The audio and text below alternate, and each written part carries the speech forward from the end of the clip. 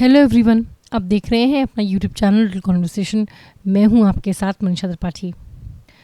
4 जून को Lok Sabha election results के साथ साथ एक और रिज़ल्ट आया, नीट के रिज़ल्ट्स। 24 लाख स्टूडेंट्स इसमें बैठे थे, ये एग्ज़ाम उन्होंने लिया था। जब ये रिज़ल्ट आया, ऑल हेल ब्रोक लूज। इस बार 67 लोग ऐसे थे, स्टूडेंट्स ऐसे थे जिन्होंने परफेक्ट स्कोर किया था, 720 आउट ऑफ 720, AIR 1। जबकि ये 2023 में ऐसे लोग मात्र 2 थे जिनको परफेक्ट स्कोर मिला था, और 2022 में ऐसे लोग मात्र 4 थे जिनको परफेक्ट स्कोर मिला था।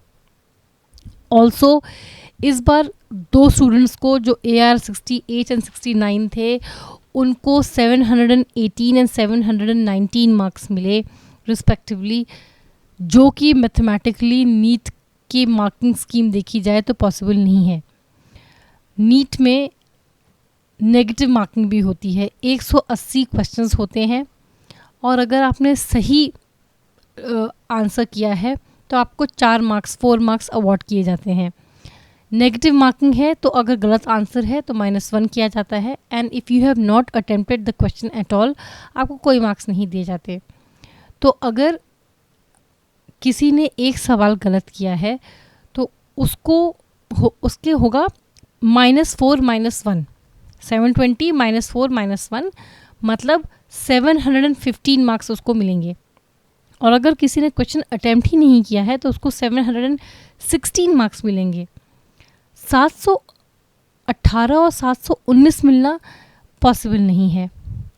इसकी explanation national testing agency NTA ने ये दी है कि उन स्टूडेंट्स के मार्क्स नॉर्मलाइज किए गए, नॉर्मलाइजेशन टेक्निक यूज़ की गई to award grace marks to them to compensate for the lost time.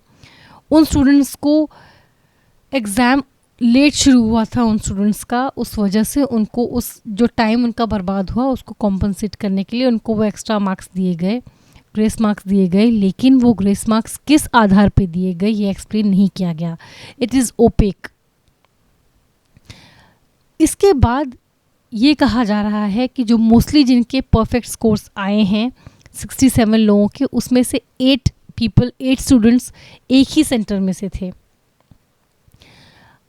जिस दिन 5 मई को एग्ज़ाम था उस दिन भी पेपर लीक की चर्चाएं हुई, घटना हुई थी। राजस्थान के एक सेंटर में प्री मार्क्ड आंसर्स के साथ एक क्वेश्चन पेपर बच्चों को बांट दिया गया था, फिर वो वापस ले लिया गया उनसे। कुछ हिंदी मीडियम के बच्चों को इंग्लिश मीडियम के पेपर पकड़ा दिए गए। हालांकि NTA ने कहा कि उन्होंने उन 120 स्टूडेंट्स का एग्ज़ाम रिकंडक्ट करवाया, लेकिन चर्चा में ये भी है कि बहुत सारे स्टूडेंट्स क्वेश्चन पेपर अपने साथ एग्ज़ाम ख़त्म होने से पहले ही लेके चले गए। इस पे NTA सफाई दे रहा है कि एग्ज़ाम रिकंडक्ट हुए हैं, लेकिन विवाद बंद होने का नाम ही नहीं ले रहे, स्पेशली जब रिज़ल्ट डिक्लेयर हुए।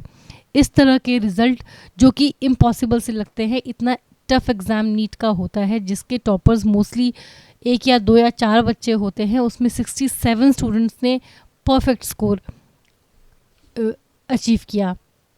ये एग्ज़ाम काफ़ी समय से ही जब शुरू हुआ था तभी से विवादों में घेरे में था, क्योंकि 9 फरवरी को जब इसका रजिस्ट्रेशन प्रोसेस चालू हुआ, इट वाज एक्सटेंडेड टू 16 मार्च।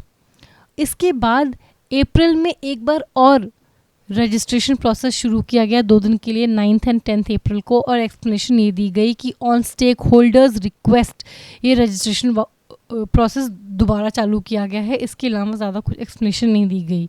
ऐसा कभी बहुत ही रेयर शायद ही होता होगा कि एक बार रजिस्ट्रेशन प्रोसेस चालू हुआ, उसकी डेडलाइन एक्सटेंड की गई, फिर जब वो बंद हो गया रजिस्ट्रेशन प्रोसेस तो एक बार और रजिस्ट्रेशन प्रोसेस ओपन किया गया ऑन स्टेक होल्डर्स डिमांड। उसके बाद समस्या ये भी कहा जा रहा है कि 14 जून को जो रिज़ल्ट डिक्लेयर होने वाले थे उसकी डेट 10 दिन पहले 4 जून को क्यों हो गई, क्यों रिज़ल्ट 10 दिन पहले अनाउंस किए गए, वो भी उस दिन जिस दिन लोकसभा के इलेक्शन रिजल्ट्स अनाउंस करने थे। ऐसे दिन पे जब पहले ही न्यूज़ वालों का ध्यान लोकसभा इलेक्शंस में होगा, ऐसे में उसी दिन नीट का रिजल्ट अनाउंस करने में भी ये सोचा जा रहा है कि क्या उनकी मंशा ये तो नहीं थी कि नीट के रिजल्ट से लोगों का ध्यान भट जाए। कोर्ट में फ़िलहाल ये मामला है और जो 1563 स्टूडेंट्स को ग्रेस मार्क अलॉट किए गए थे, उनके एग्ज़ाम्स दोबारा कंडक्ट किए जाएंगे, उनको दोबारा एग्ज़ाम देने होंगे और जो students who do not wish to appear for the exam again, उनको वही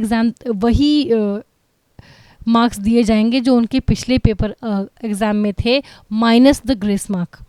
जो मार्क्स उनको पिछले एग्ज़ाम में मिले थे, ग्रेस मार्क हटा के उनको वो मार्क्स अलॉट कर दिए जाएंगे। लेकिन क्या रीटेस्ट कराना इतना आसान है? कहने के नाम पे तो ये जस्टिस हो रही है, जस्टिस के नाम पे स्टूडेंट्स बोल ही रहे हैं कि ये एग्ज़ाम दोबारा कराए जाएं, लेकिन जिन बच्चों ने ईमानदारी से पूरे साल मेहनत करी, चंद लोगों की बेईमानी की वजह से, कुछ लोगों की लालच की वजह से इन लोगों के सारे साल की मेहनत पानी में फिर गई। ऐसे में सवाल ये उठता है, क्या हम इनको इंसाफ दे सकते हैं?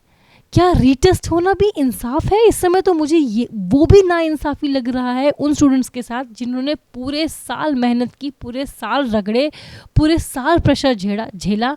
नीट का एग्ज़ाम आसान नहीं होता, बहुत प्रेशर होता है। इंसान अपनी सोशल लाइफ, सब कोई भी hobby, social life, friends, family, सबसे कट के घर के एक कमरे में बैठ के मेहनत करता है।